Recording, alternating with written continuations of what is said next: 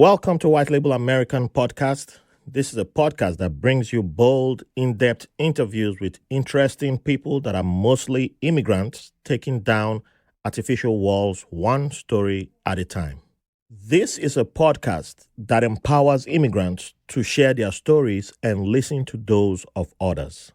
Thank you for joining us.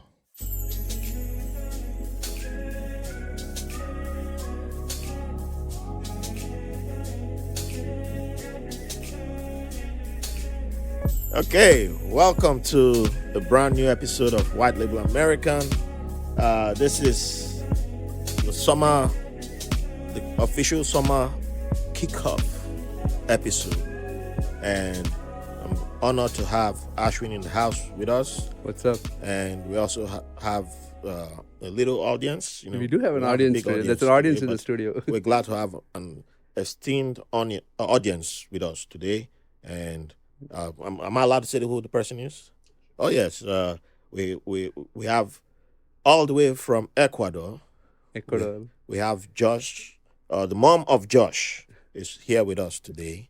So we need to have on an episode. So if need a third mic. Yeah, we can get on the next episode.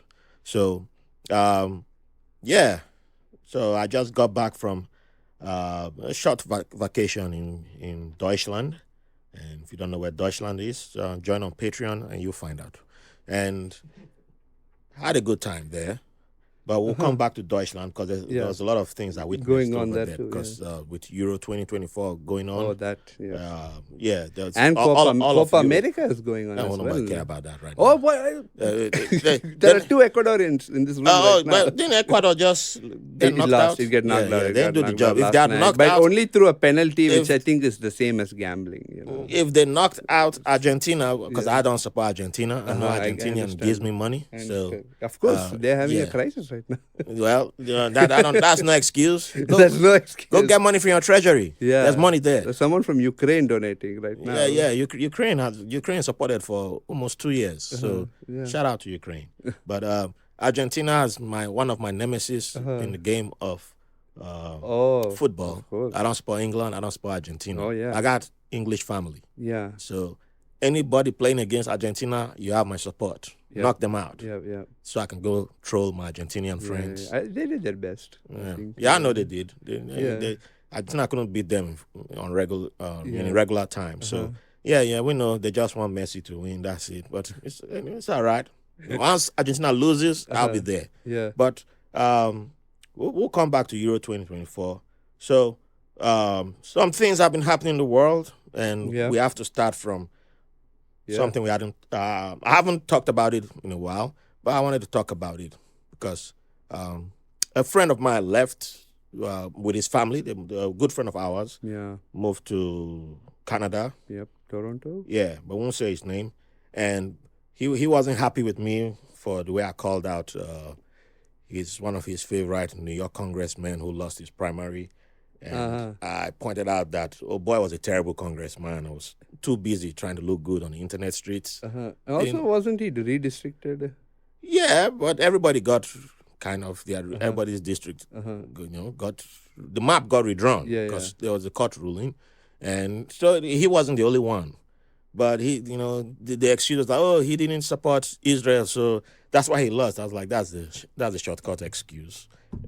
You had a job to do, and you weren't doing your job. 2 weeks until the day of the primary, Jamal had his so-called rock star rally with Bernie Sanders and the squad showing up. He didn't have it in his constituency.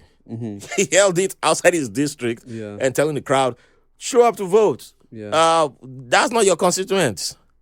So what was the point of having that? You don't even know where to have your rally at. So you're not serious. He held something in February about hip hop something. Okay. That was the last day of it. It sounded very Eric Adams. If you had switched the names from Jamal to Eric Adams, you'd have said, that makes sense. But at least Eric Adams, will have the rappers there with him. Yeah. I love hip hop and all that. Okay, okay. Well, at least they showed up. They would have been in legit office. Jamal showed I up did and hear said, that Eric Adams was advising the DNC on outreach. So maybe that's "Hey, what but I give Eric Adams respect for one thing.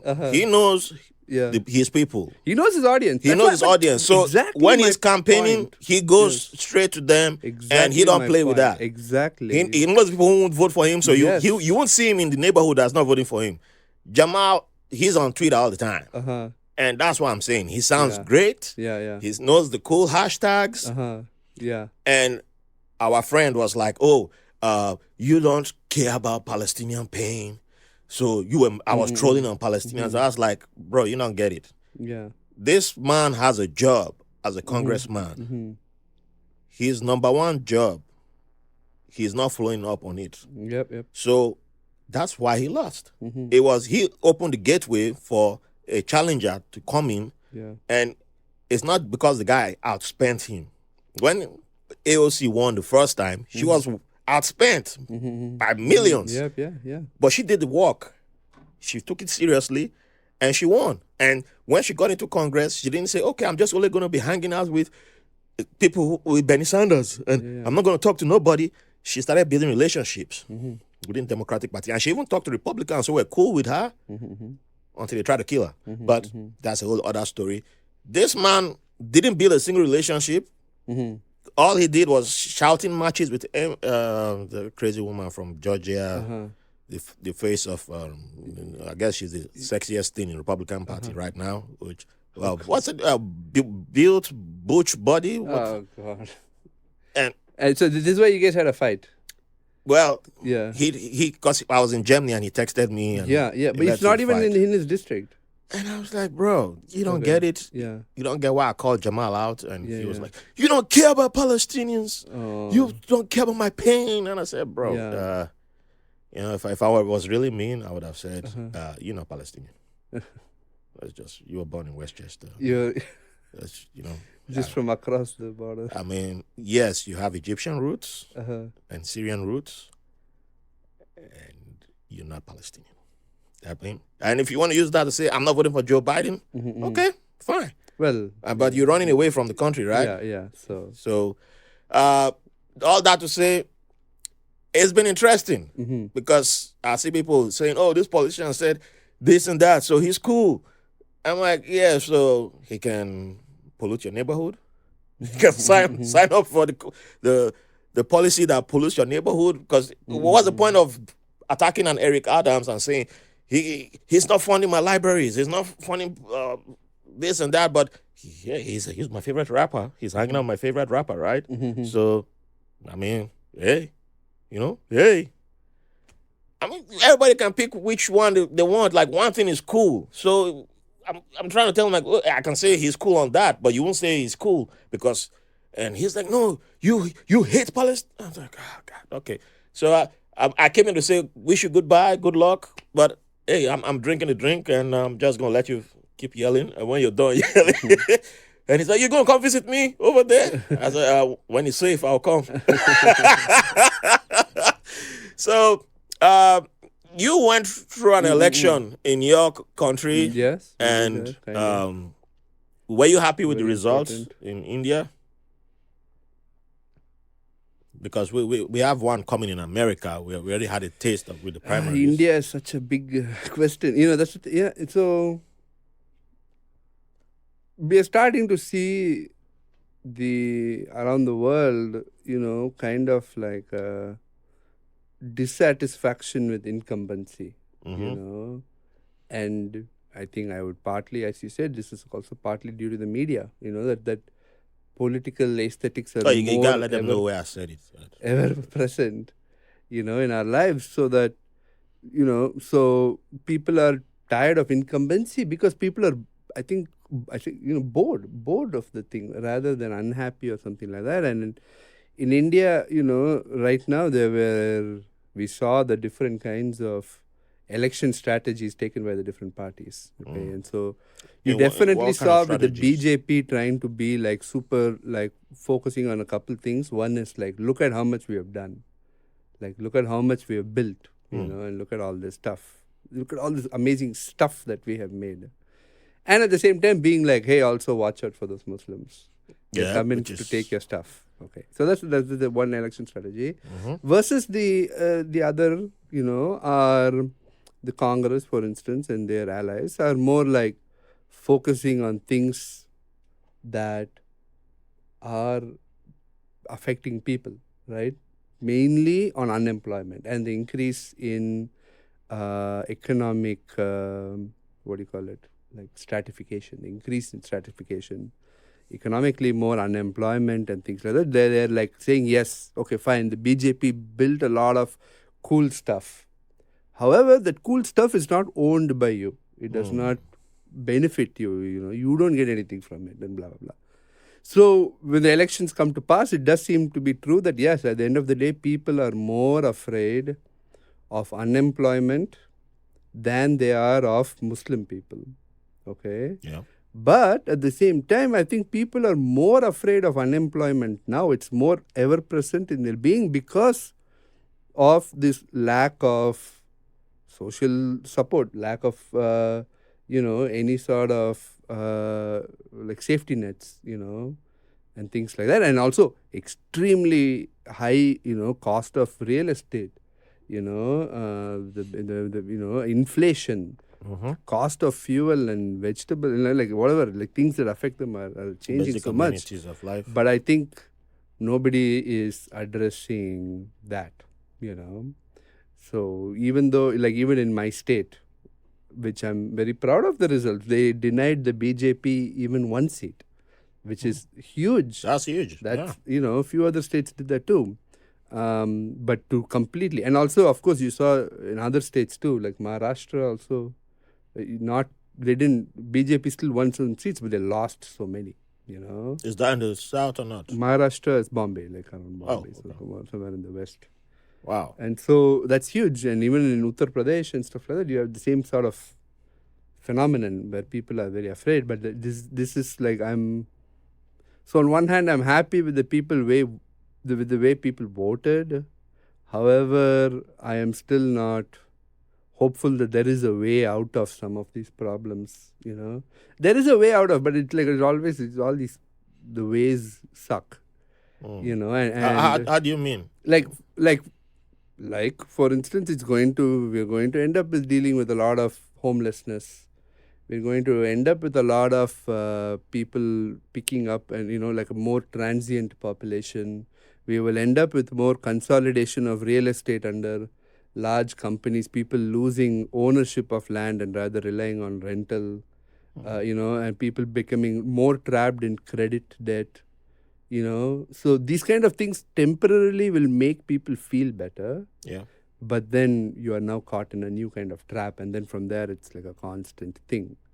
And so that's the thing. I don't think the Congress nor even my state's party is really very keen on, they're very, very good at, again, in my state, from the aesthetically being like, no, culturally we don't like the North Indians and stuff like that, and we don't want them to impose. And also this of course, on the other hand, there is this view that India is a republic. Each state must have the ability to control itself, and the central government should not have more power over what the states are able to do. And this is something that has been very concerning with the BJP, trying to consolidate the whole country through expanding federal power, like central power, which something people are also concerned here in the US. But in the US, it's different. It's more of a reverse. It's different. Yeah. It's kind of opposite. Yeah. And so, people in, like, I don't know how much my state, this party of my state is going to improve things like cost of real estate, housing crisis, severe housing crisis, severe urbanization problem, and a lot of issues that come with urbanization. On one hand, I'm very proud of them dealing with things like poverty, dealing with issues of, like food security. They do very well with education, attracting foreign investment, and now they have the Apple factory and the Mercedes-Benz factory and all these kind of things. And of course, it generates jobs.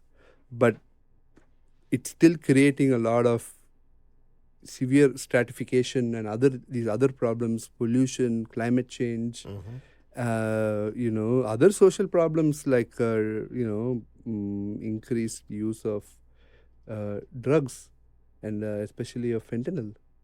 Oh wow! And things So like you guys have the fentanyl issue too.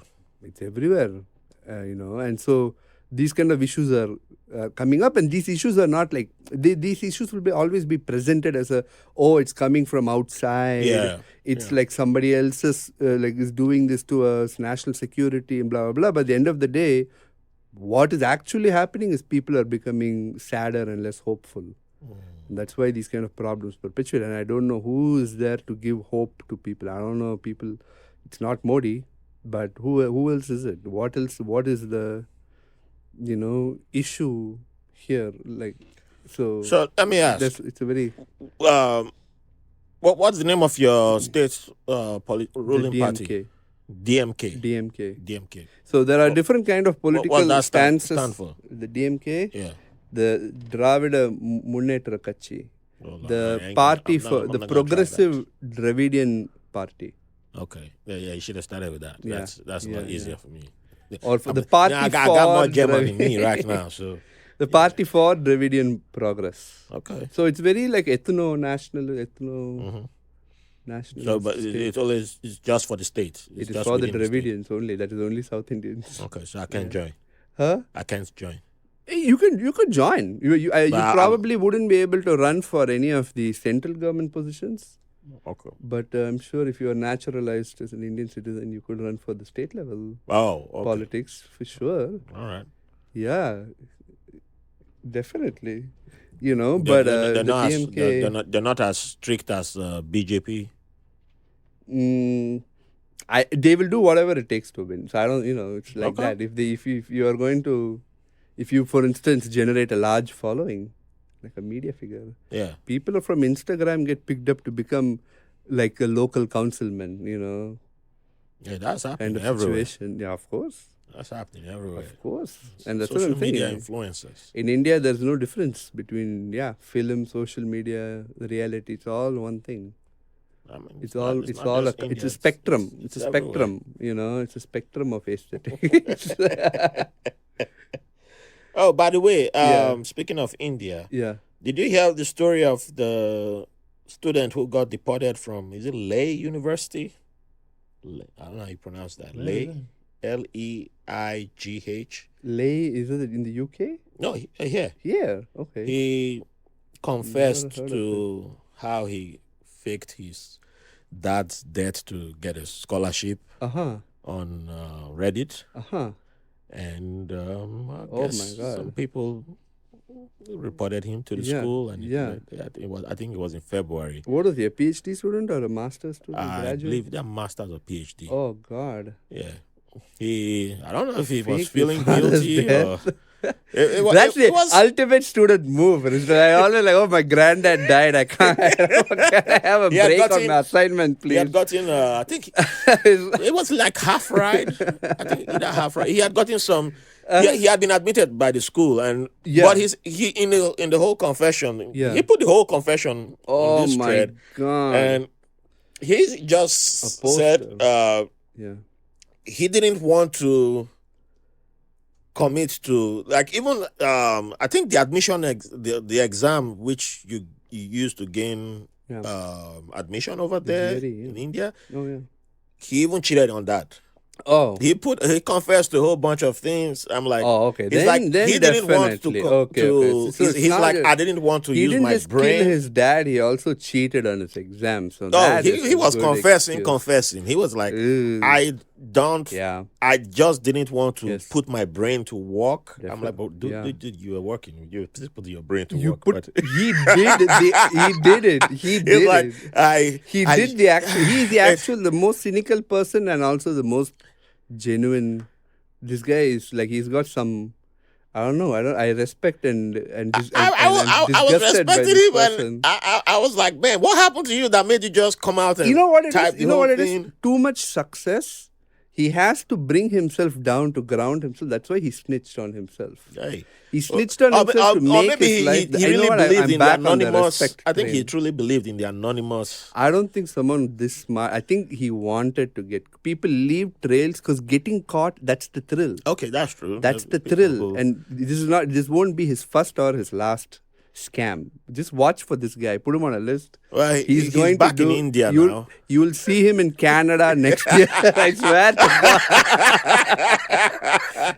No one is going to hold this guy down. He wants to get caught. He did one. He did it's like a challenge. Next is Australia. You'll see him in New Zealand. And, I respect. I'm back on the respect train with this guy. I'm a huge fan. By the way, scams. Yeah, I like scam stories, man. I think scams is the ultimate expression. They are people who love capitalism so much that they are imagining.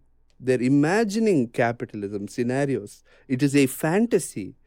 It is a recursive fantasy, and it's like, it's like what masturbation is to sex, scams is to capitalism.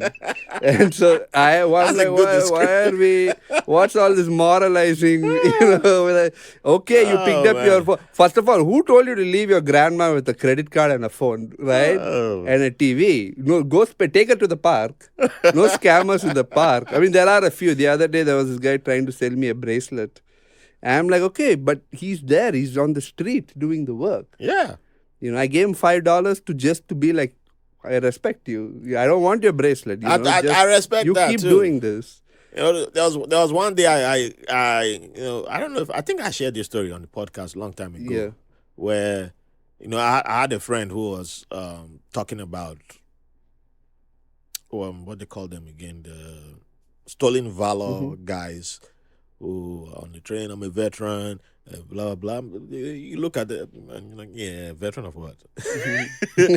And this guy kept going on, and I was like, maybe 2 or 3 people in the car on the train, and I looked at him. He looked probably younger than myself, and he was just I'm a Navy veteran and blah blah blah. I was like, hey man, you been to the VA? Yeah.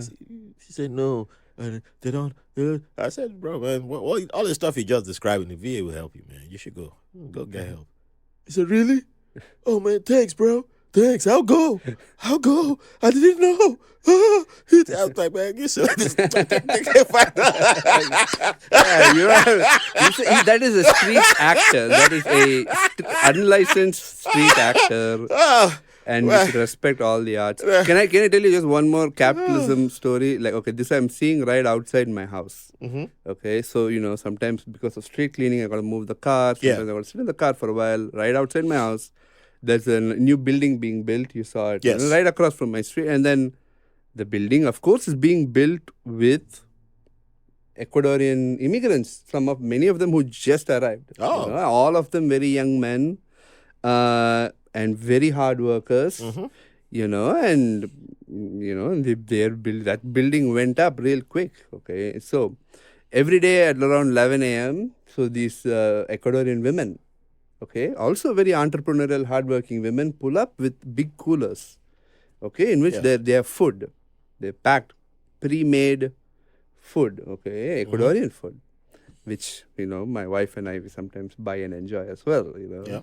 So there are usually like 3 women who were coming to sell this food. Okay, a 4th woman tried to come. They chased her away. Okay. Now these women are competing with each other. Okay, the women are competing with each other. So now I'm noticing fashion changes in them. So this one lady, she wears like a sleeveless tank top. Okay. Yeah. She wears sleeveless tank top and a yoga pant. Okay. That's the other one wears a crop top. Oh. Okay. And then the one in the middle wears a t-shirt. And I swear to God, it works. Because the lady with the sleeveless, whatever, the yoga tank top, she sells out immediately and she leaves. The crop top lady goes second. And finally, everyone, the last lady, she has to go around trying to sell her food to Mexican construction workers on the other construction site. Oh. Just in case, okay? So, I'm saying, is that what American politics is that's what we need. It's like the male equivalent of. It's the same food. No, they're selling the same food. The food is all made in the same place. So there is no difference in ideology. There's no difference. Well. You got to remember, the audience were not privy to our. The listeners were not. They didn't get the first conversation. First part, so you guys got to go on Patreon. Yeah, you got to go on Patreon because we had a whole conversation on American presidential politics. Yeah. So that's why you should be on Patreon. Like, is it literally just something like you go to a McDonald's and then you buy the thing whose picture is there? You get number one. You number get two. Exactly. But the picture of number one. Number one looks bigger. The tray looks larger. It's a close-up photo. And it says, if you get number one, it comes with an extra drink. Yeah. Number two, you just get number two. There's nothing more. Nothing number two. And you're like, But actually, number one is more expensive. But it says extra drink. Yeah. You're like, Think for people who eat 2 drinks. People who eat beef, think about American politics. It's like, would you eat an old cow or would you eat a cow with mad cow disease? It's a good way to put it. I eat an old cow. You can eat an old cow. Biden's the old cow. Hell He's just old. You can still eat the cow. Hell yeah. But Trump is a cow with mad cow disease. Mad cow disease. I don't even know what happens to you after that. But I'm watching Sweet Tooth right now. Yeah. Awesome show. I've heard of it, yeah. Yeah, it's very, very I love that kid from the show. All the kids on the show, they're good. They're good kids. So you're like, bless your heart. Yeah. That's what you say. Yeah. I turned sour. Oh, I have been watching The Boys on your recommendation. Oh, yeah. Season 3. Oh. Man, we shouldn't give that to the listeners. But, No? Well, we can go ahead. We'll spoil it for them. Yeah, spoilers. Spoilers. Last night's you guys episode. are not paying for Patreon. But I'm thinking about the last night's episode was, I think, a little bit about the cynical aspect of politics. Yeah. And aesthetics, now that I'm thinking. And the aesthetics. I love The Boys, man. The Boys. I forgot something very specific about it, but something I remember this lady was saying like, wasn't it? She's the Kamala Harris, right? No, she was what is she? She's the AOC. Oh, okay. Yeah. I mean, she's the vice president. But I thought she said something that what you said is that she is like, I am the one who has been doing all these things while this guy is just, I think they may have rewritten some scenes after the debate. Because I'm like, she's like, I'm the one who's been doing all this. This guy is just an old guy who's a danger to whatever, the U.S. No, you got to remember. Yeah. She was selling the way they've been selling her from when she started, which was the big I forgot. I already was that she was like the AOC type with the language, everything, the posture. She looked very AOC, and then we find out that she's the one literally killing people. She's a soup. Yeah, she's a soup, but it's not just any type of soup. That she's a bloody killer. Because it was that press conference where heads were popping off, and you're like, who was doing that? Was that an assassination attempt on her? We thought somebody was trying to kill her. Meanwhile, she was the one taking out people, and it looked like somebody came to kill her. That's what it looked like. And people were like, protect her. You must protect her. Her life is precious. And you're like, actually, she's the one killing people there. So it's the thing where until Homelander discovers that she's a soup, and he's like, that's why he's always insisting, you got to come out, and come out and show the world, because Homelander doesn't even know how to play the game really. He's just all about he's easily punch. He just got to be punch them. That's it. His solution is punch everything.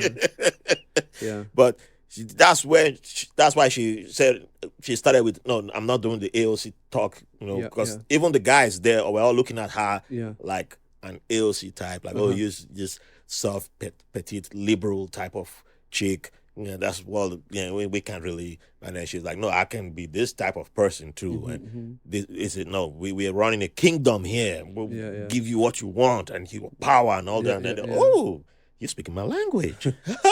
Did I just get? I'm aroused now. Yeah.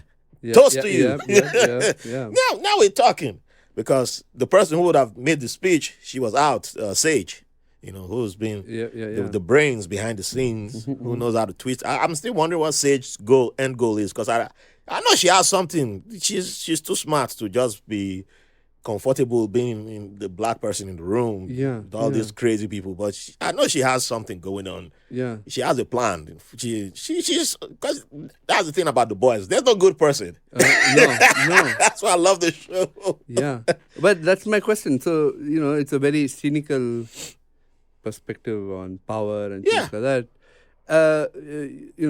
This of course listeners will not know this because we spoke in real life. But remember our last conversation about Homelander. Like, what is he? What does it represent? Is it something like he's kind of like a nuclear bomb? My question is Homelander a person? Is it or is he like a technology, something that has been made and created, like in a lab, and programmed by what, Technically, he was programmed. Do you think it's broken, or you think there is still there is a like underlying psychological play where, for instance, like, is there a control? Because Milk. Is that's my question? Is it like Milk? is he a yeah, that's true. That is true. That's all. That's simple. Yeah. Well, the thing with Homelander is this. I saw. That's my question. Is he like literally like a robot or an AI or something, in the sense that he's not really a person? Like, there is no actual person.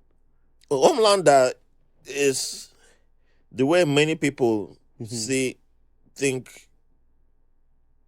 Not just America, but their country is Superman, a Clark Kent type. But actually, they are Homelander. Yeah. Severe repressed trauma. Exactly. Yeah. There's a whole lot of violence. The violence is so your It's joy deep in comes the from psyche, yeah. You don't have any empathy for humans. Yeah. It's like I'm a god. Yeah. And a merciless god. Mm-hmm. So why should I worry myself with puny humans?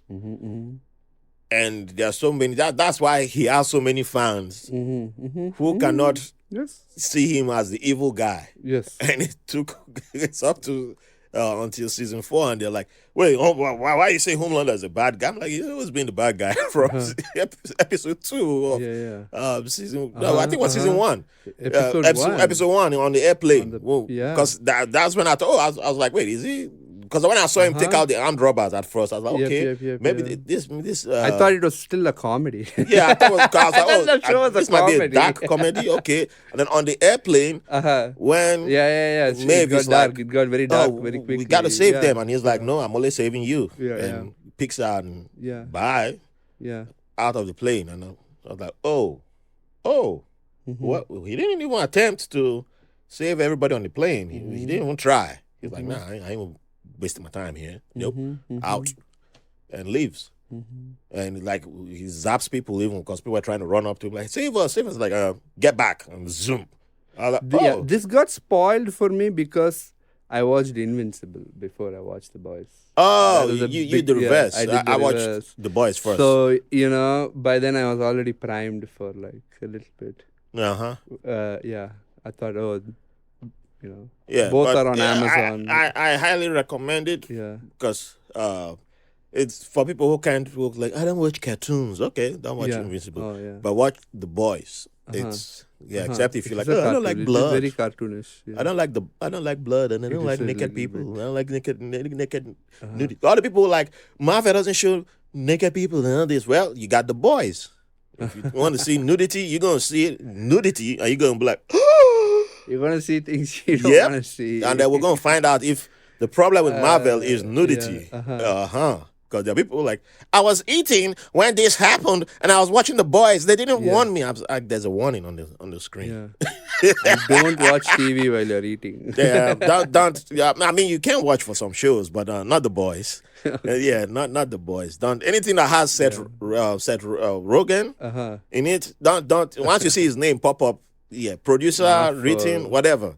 Don't start eating or drinking and watch it. No.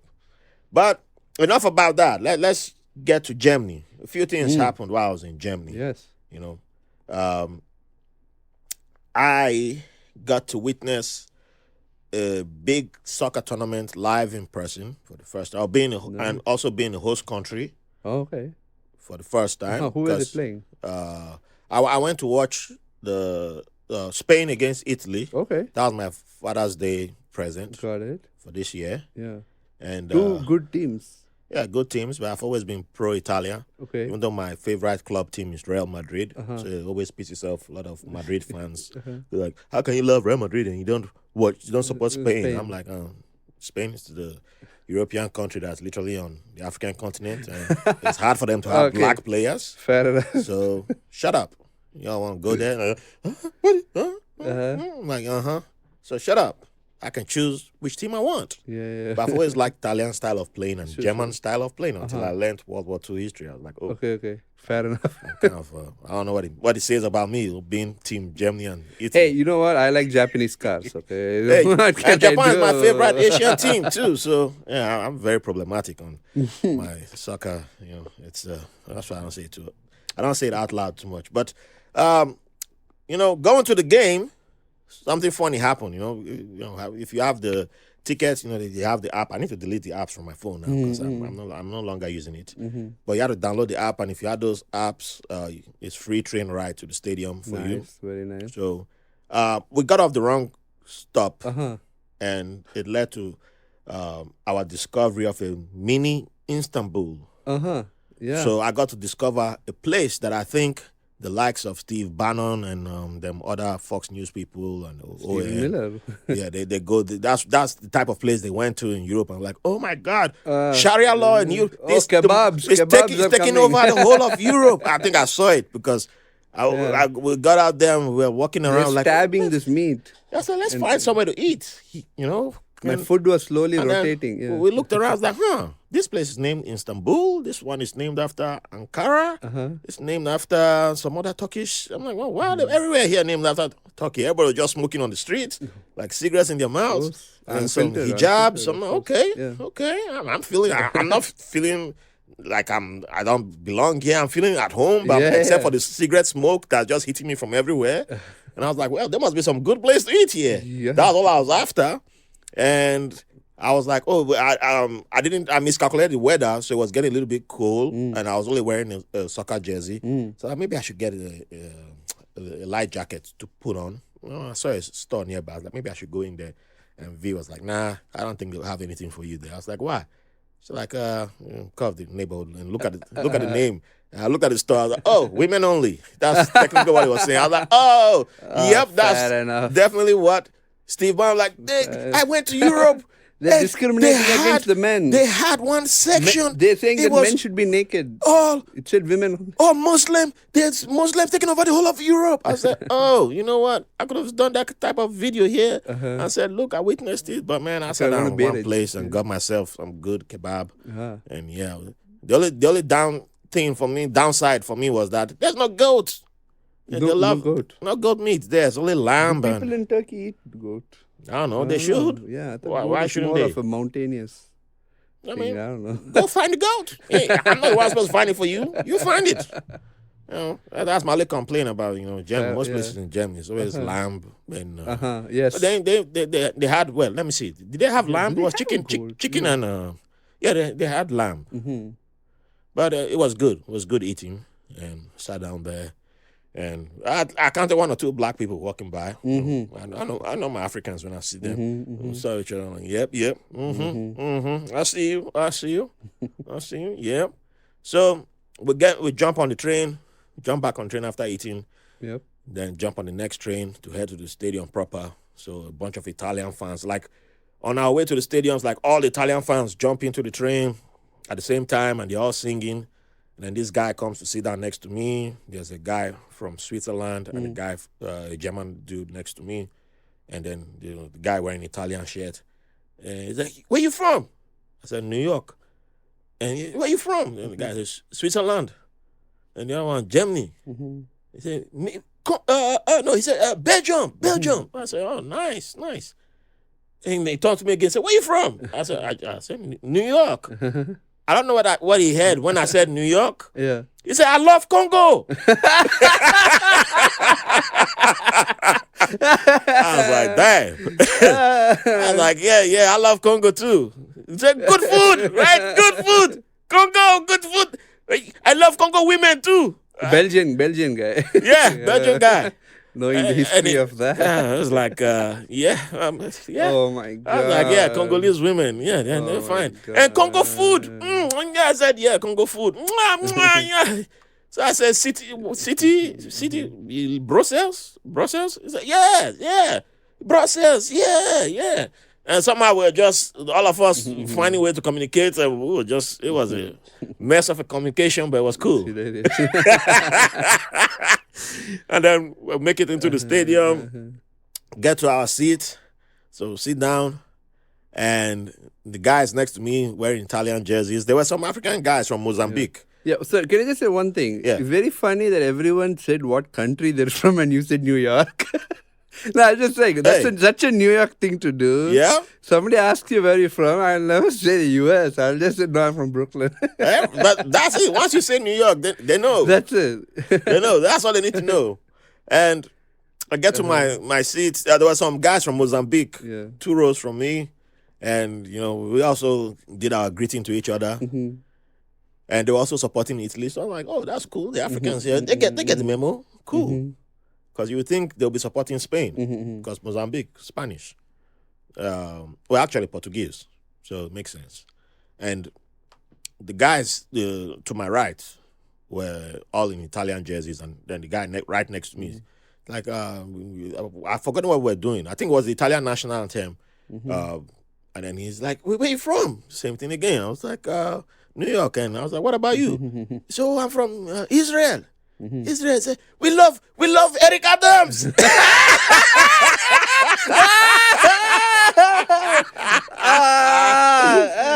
so horrible. I was like, hey man, I feel you on that. I'm not so bad to be known. No, I didn't judge him. I don't blame him. I don't blame him. Eric Adams. I was like Eric Adams, because I knew the stunts he was doing. So I was like, I hear you. So I asked him where in Israel he was from. It's close to the area where they are fighting with Hezbollah, actually. So he was surprised I knew all that. I was like, yeah, I know a Nigerian player that played for your team. He's what? But he didn't know how I knew that there was a Nigerian player that's like their big legend, because he played for them like early 2000s. So like, what?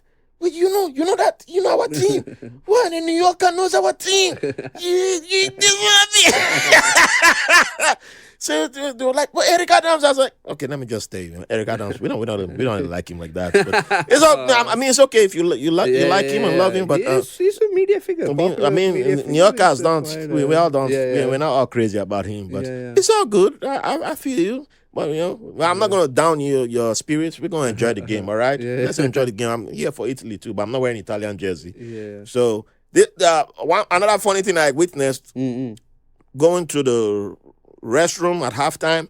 That was the longest line I've ever been in at a restroom in a stadium. Beer. Because according to Verena, this is the sport that men really watch. Okay. Because in America, the line is never long at the soccer stadium. So that line was so long, I knew the second half had started and I was still in line. And then a guy came out of the stadium wearing Argentina jersey. I saw people wearing United States jersey too. Yeah. Which I was like, why are you doing that here? But okay. Yeah. I was wearing South African jersey, funny enough. When the Italian guy, the Israeli guy wearing Italian jersey was talking to me. And the Argentina guy just came out from the restroom. His hand was wet, so I knew he washed his hands.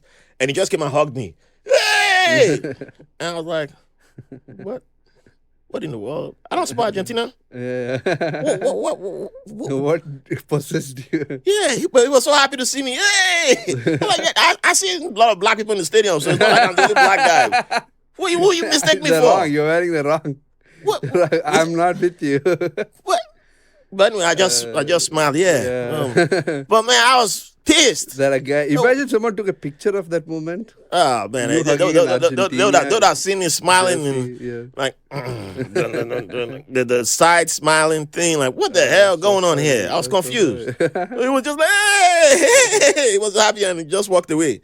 I was like, what was going on in his mind?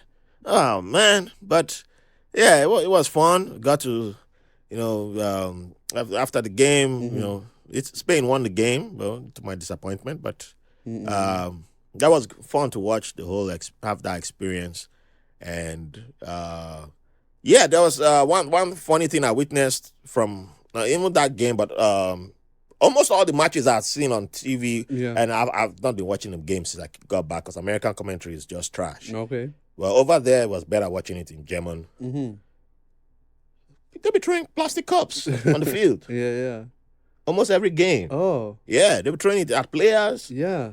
Wow. Yeah, fans don't matter because sometimes you think it's the Balkan teams like Serbia reported Croatia, Albania, and some other person. They were making chants against Serbia, and then the eagle sign. They made the eagle sign, which is apparently like a racist sign to Serbia. Okay. So they banned one player. Okay.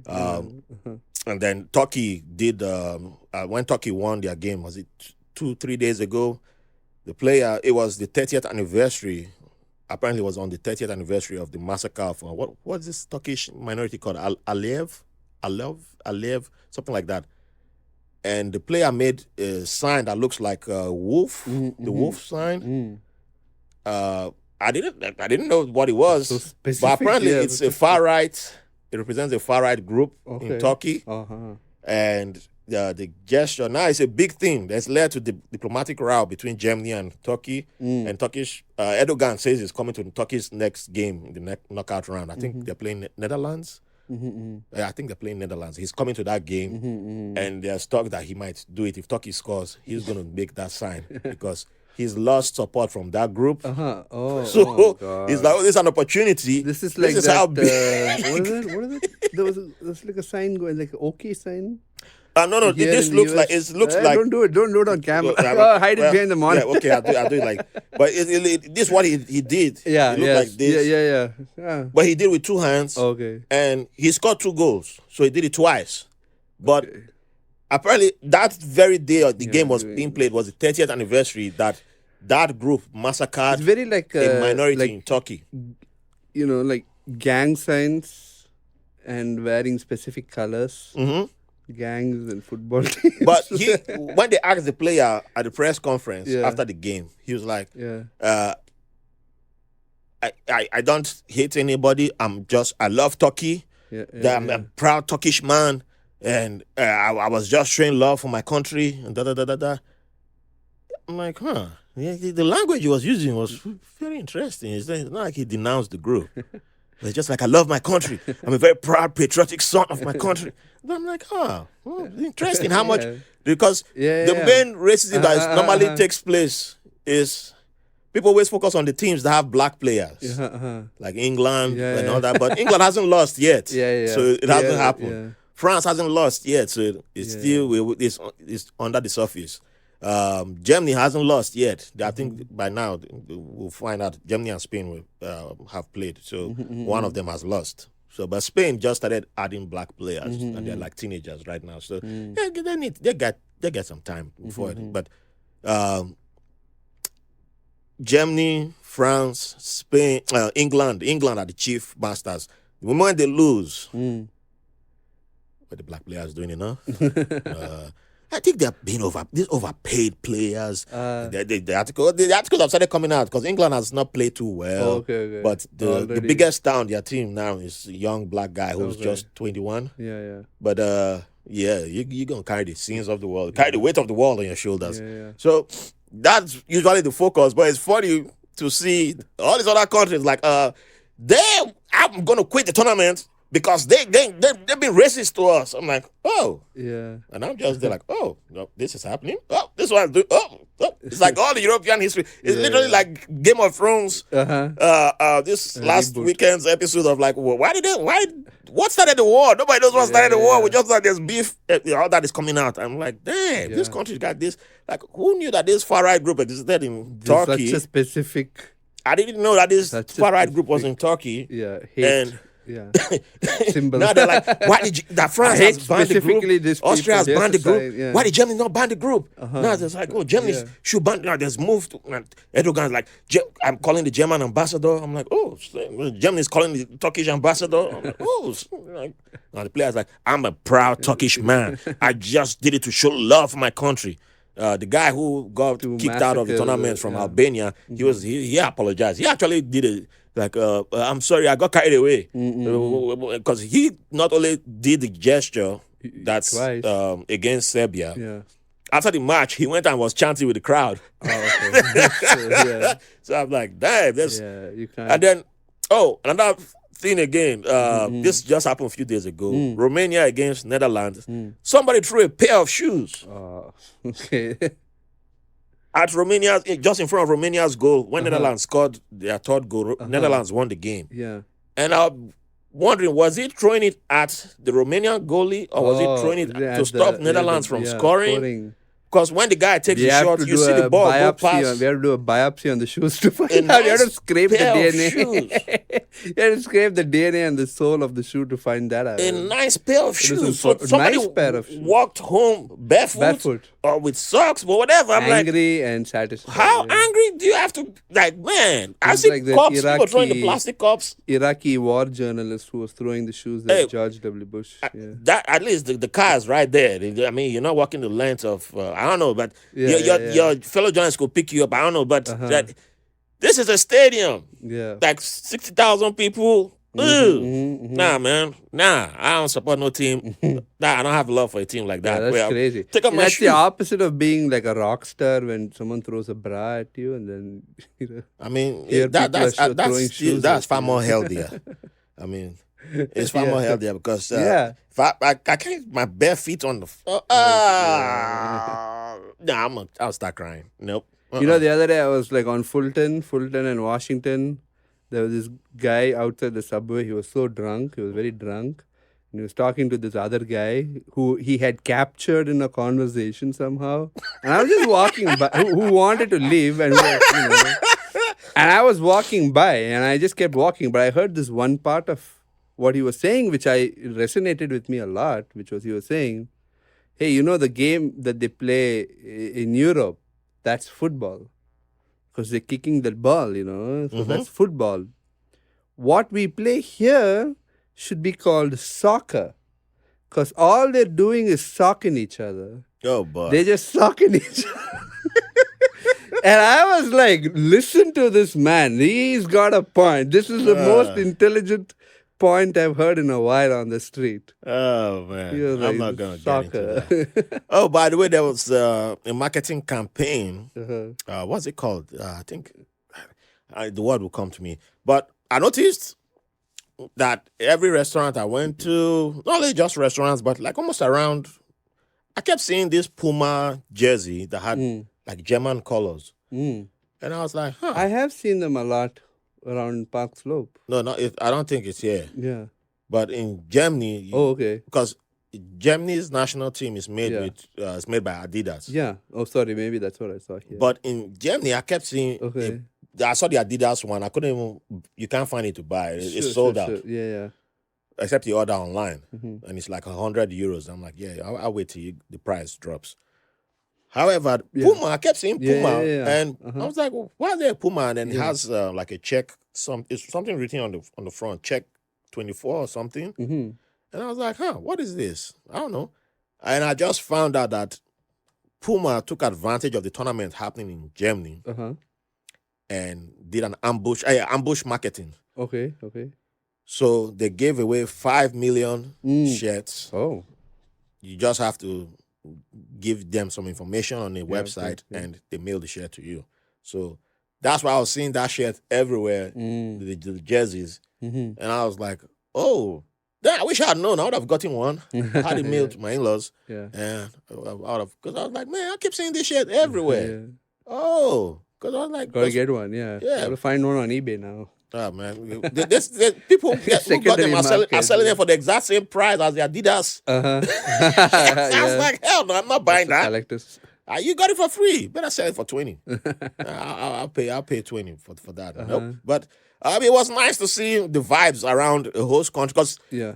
Here you can just be going about your business. If you don't know anything about soccer, you won't know that there's a tournament happening. In United States. We'll see soon. But for the World Cup, I don't know, but we'll see. But there, you knew once you arrived, you got into Germany. Yeah. Because we came from through Amsterdam, so once you drove into Germany, it's like the whole air changed. You just saw flags, different European flags and apartments. I was like, oh, they got an Englishman living here, they got a Georgian living here. You saw Scottish flag. You just knew that the whole of Europe was in town. You went to the city center. You just saw Euros. Everything there was just soccer talk. Places that didn't accept card payments before were now accepting card payments because the number of visitors in the country were expected to increase. So everything was much more accessible, much more easier. So, but everywhere there was multiple soccer adverts on TV. Yeah. That's what it felt like back home when there was a tournament happening, a major tournament. When I was in Nigeria growing up, the moment a tournament came on, you knew. All the commercials would just change. Everything. The colors on whatever the they are selling. changed. Whatever they are selling. It's either they start using soccer players to sell it or that was it. So we don't have that here. You're right. Yeah, we don't have that here. You have to go online and it's specific and broken down. That's how because I'm sure if you go to certain states, they have a very football oriented. Yeah, probably it's a very local thing, but you're right. There's no large uniting. We went to a viewing center for Germany against Switzerland game, which was I was like, oh, that's good. It ended up in a tie with a literally last minute goal from Germany, and I was like, hey, let me see how. Because there was none of Germany wasn't playing anywhere around us, so we couldn't go to that in the stadium. But I was like, let me see what it's like to watch Germany play around Germans. Because you were seeing a lot of Germans driving. It was the first time I saw Germans having German flags around their cars. Because Germans are very sensitive. Yes, showing too much of that, because they're like, we show a little bit, but we don't go too far, So being there and Switzerland scores first in the first half, and they were like, oh. But we still had our drinks. And then when Germany scored, and then I realized there were a bunch of Swiss guys around, a bunch of people who are suspected were either Africans, mostly Africans, who showed up, and they weren't I wasn't wearing a German shirt. I wore Tanzania. Showed up there and were just people give me looks and someone just trying to. I was like, I ain't talking to you. I'm here for the game. And even at the stadium, I saw one of the TV anchors that was interviewing right after the game. It was a black guy for Eurosport. I was like, oh, look at that. But then I hadn't heard about black jobs, so I was like, man. Maybe if I had heard about it, maybe that would have been a black job. I was like, oh, is this a black job? Yeah. Let me go up to him and say, how you doing? Yeah. How's this black job work? Weatherman at local TV station. Oh, yeah. Yeah. But it was a fun experience. Oh, at the train station, that's when I noticed what they were doing with the police presence. So for the Spain-Italy game, there was German police, there was police here from Spain, and what they call the Italian police again, I've forgotten. But he was just standing there by himself. There was one police from Italy, but there was a bunch of Spanish police here and polizei from Germany. And the German and the Spanish police were interacting. And I was like, oh, I guess there's no language barrier there somehow. But it seemed like nobody spoke Italian because the Italian guy was just by himself. But they were all there for the fans so watching. And then I saw some German teenagers being arrested. But being written up. I don't think they were arrested, but I don't know what they were doing. And I saw a German guy giving them a stand, talking to. I was like, get him! Get him! Damn teenagers. knuckleheads.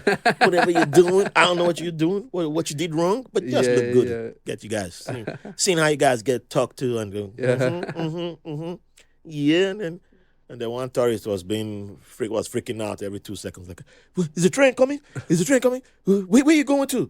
Wait, I'm going to this city. Is the train coming? I'm like, dude, up there, it's in English. And then the guy finished drinking his beer and threw it on the track. I was like, God. Man, you're lucky the cop. None of the cops saw you. I'm like, man, you see like 10 cops right behind me? I would have just shifted. I'm not like, with this. He not with me, man. Take him away. I'm a snitch here. Take him away. For littering, yeah. God damn, you're standing right there, just and littering and traffic laws. There was I don't know, maybe I don't know if the gypsies or but they were not black, but their skin was lighter but still darker. But they were walking around with like bags. Watching people, and if they saw that you were almost done drinking, you had like a plastic container in your hand or a can, they just walked up to you. They didn't say anything, but it was implied that, hey, drop instead of throwing your can or bottle, plastic bottle or glass bottle into the trash can, throw it into their bag. So I knew what it's like. The guys who go around here picking up recyclables from bags. So they were doing that there. And then I also met a junkie at the train station. Yeah. Well, I shouldn't say junkie. It's a train station, but, yeah. Came up to me and was like, she was speaking, and I was like, ooh, sorry to say, from the teeth, I could tell. And I was like, yeah, it's supposed to be rough. But, sorry to say, but I'm not going to reach it for my pocket and give you this. Yeah. Yesterday, I saw the most romantic thing. What? I saw I was in Flushing. I saw a Chinese hooker and a Mexican construction guy have a conversation about a car, about how cool it was. That sounds very romantic. And I thought it was so sweet. It was one of the sweetest things I've ever seen. That sounds very romantic. Yeah. Yep. Yeah. And talking about and romance is not dead in Brooklyn, people, either. Because the other day I saw this lady, a crack addict, I assume, based on her behavior, catch her reflection in a I don't know if I can even say in a car mirror, and then she fixed herself. She saw this guy, this very, very, very lost looking white guy standing across the street, looking at his phone. Okay, fixed herself up, fixed her boobs in the mirror, in the car windshield, walked sexily across the street to him, and she said, "Hey, daddy, I'll suck your dick for $20. The guy jumped out of his skin in fear. I don't even think he heard what she said. I think he just was like, this lady approached him directly and spoke to him, and he just jumped out of his skin. And I was like, who said romance is? There's romance in Brooklyn on the street. I agree. Romance is alive. It's so beautiful. It is beautiful to see. Yeah. Yep. There's mirrors everywhere. Yeah. Fix yourself. Approach when you see what you want, go get it. Go get it. You see, we started with serious stuff. I really appreciated the small gesture of her. Like, she planned it. Like, there you go. She it was intentional. She put in the work. Yeah. And our guy was saying he don't want to use his brain. You're using your brain. People using their brain. I respect that. If I had spare cash there, I would have said, here you go, sis, take $5. Yeah. I ain't giving more than $5. If I have $5 to spare, I say, here you go. I encourage entrepreneurship. Yeah, entrepreneurship. Yes. Yeah, there you go. Exactly. Same thing. I'm big fan of the women selling mangoes. Hey, sliced mangoes on the streets are the best thing that happened. 1 hour? Yeah, bring up mangoes right now. But it's good. It's price fixed. Anywhere in the city is $4. It's what, $4 for one mango? Sliced, cold. Oh, sliced. Oh, yeah. Sliced, peeled, cold mangoes with I was about to jump out of my skin. In a cup with a fork and napkins. Maybe I should go get that. $4 anywhere. And it's, almost every traffic light at a big junction in Brooklyn. So mangoes. I'm like, I'm very... What do you eat your sliced mangoes with? In India, with nothing. Yeah, that's all I. I never knew mangoes could be eaten with anything until I came here. Yeah. I grew up eating mangoes, just mangoes. Yeah, there's one very specific Indian mango called Banganapalli, which only grows in the town of the same name. Oh, yeah, I ain't gonna try and say that. Yeah, so your town good. names, man. I still remember your mom calling me out for. Yeah, what did you pronounce? Chennai. Oh, yeah. Oh, okay. That's the Puchait.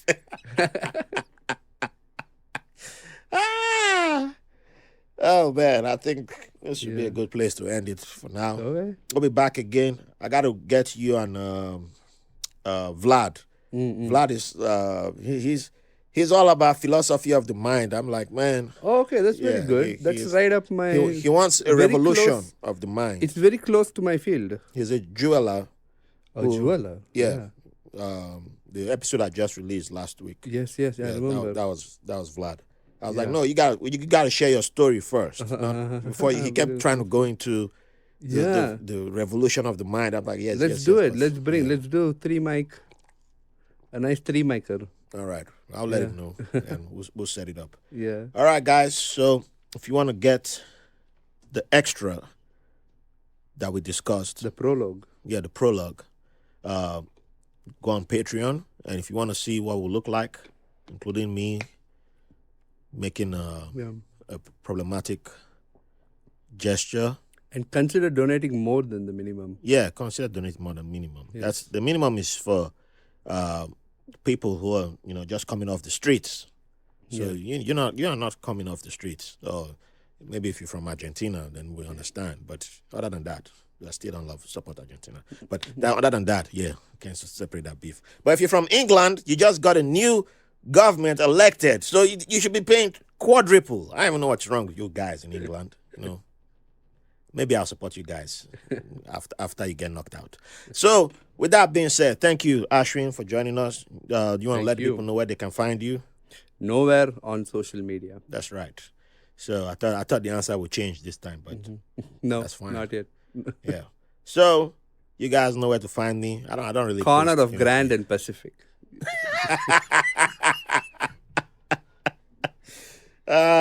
Man. Yeah. If you want me to let you know how to trap Ashwin, sign up for Patreon. Never. I'll let you know. I haven't been putting out newsletters. I should. I will. My niece just hit me up on that. So, I'll write a newsletter and put it out. I don't want to use ChatGPT to write newsletters, but I will personally write something and put it out. I'll try and be doing that twice a month. Okay. All right, guys. Thank you. Appreciate y'all. Keep love coming in. Share with your friends. Ciao. Ciao, ciao. Thanks for listening to White Label American. If you enjoyed the show, please give a 5-star review on your favorite podcast app. You can follow the show on all social media platforms. Visit the White Label American website for links for donations, episodes, feedback, guests, merch, and newsletter. Don't forget to download the free White Label American app on the Google Play Store and Apple coming soon. Thank you for the privilege of your company.